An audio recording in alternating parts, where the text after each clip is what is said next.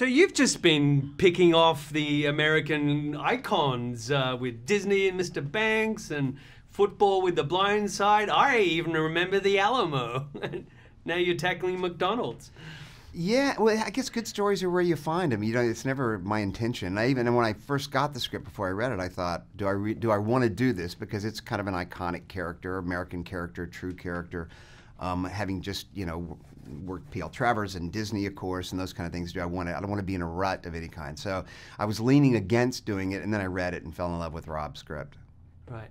So what captured your attention about this story? Because it is, I think, sort of an untold story, isn't it, behind the success of McDonald's? Well, and that was exactly what drew me in, is I didn't know. I mean, I knew a little bit about, I knew that there were McDonald's brothers and it started in San Bernardino. I didn't know the extent of the relationship between the brothers and Kroc. I didn't know what the brothers had gone through before. So, yeah, all the stuff I didn't know fascinated me. Right.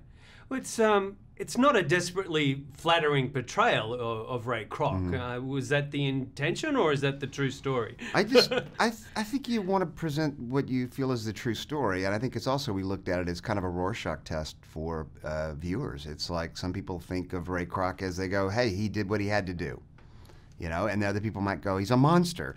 I love that. I mean, it'd be really easy and boring to make a movie where he was either a saint or completely a horrible person, and, you know, some kind of takedown of McDonald's and Ray Kroc. Right. Because, as you say, it does tread that fine line. He could be a capitalist hero, or it could be an anti-capitalist screed. I mean, yeah, no, it depends on what you bring into the viewing, I think, and, you know, kind of who you are. Like I said, that's why the Rorschach test of it all. Right. And is this a story of the genius of the franchise? Was this a business stunt that turned out well, or I guess I'm saying, were franchises a thing back then, or was this sort of the beginning? It was right at the beginning, and especially the notion that you should own the land, you know, that Harry Sonneborn in the movie talks with Ray about, was kind of a new thing, and to my understanding, was taught in business schools thereafter. A real estate business, not the food business. Interesting. Yeah. Clearly, McDonald's has become a worldwide phenomenon. You know, it's everywhere. How much does that have to do with the attribution of the sign?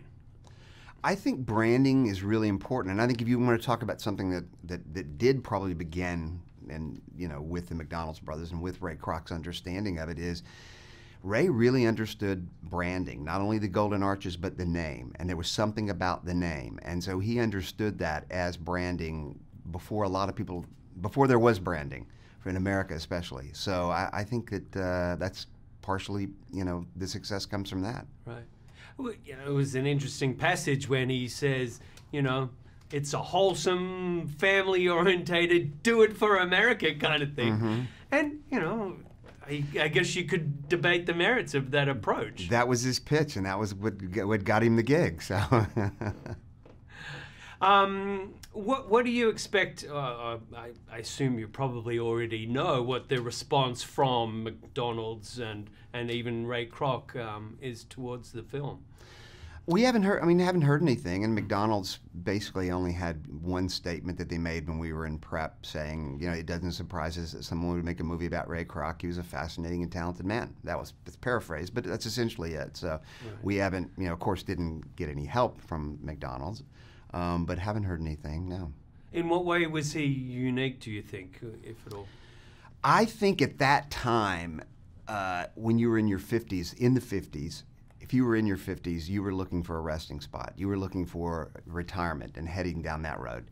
And I think the fact that he hadn't hit it yet, that he hadn't yet rung the bell, and that he rang it so late in life. It doesn't seem like that late now to me, but back then that was, you know, you're supposed to play golf, and he still was after that thing. So I think that that's what made him unique for the times.